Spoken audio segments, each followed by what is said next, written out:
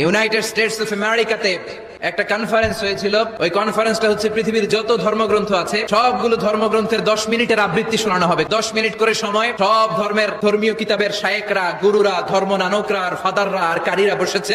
বিচারকের সামনে একটা সবুজ বাতি, একটা লাল বাতি। সবুজ বাতিতে চাপ দিলে আবৃত্তি শুরু, রেড বাটনে চাপলে আবৃত্তি শেষ। প্রথমে ডাকা হয়েছে শ্রীমত ভগবত গীতা, পড়ার পরে বিচারক রেড বাটনে প্রেস করেছে, সময় শেষ, নেমে গিয়েছে। এরপরে ডাকা হয়েছে ত্রিপিটক, এরপরে ডাকা হলো দশাতীর, এরপরে ডাকা হলো গ্রন্থ সাহেব পড়লো, জিন্দাবেস্তা পড়লো, এরপরে ডাকা হলো উনি এসে ওনাদের বাইবেল পড়ে গেল 10 মিনিটের জন্য। সব ধর্ম গ্রন্থের আবৃত্তি এবং তেলাওয়াতের পরে সর্বশেষে মুসলমানদের ধর্মগ্রন্থ কোরআন আবৃত্তি করার জন্য ডাকা হয়েছে।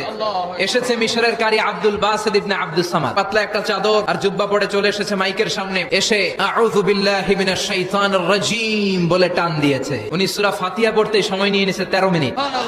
শ্রীমত ভগবত গীতাওয়ালারা হাততালি দেয়, সময় শেষ, কোরআন গেছে।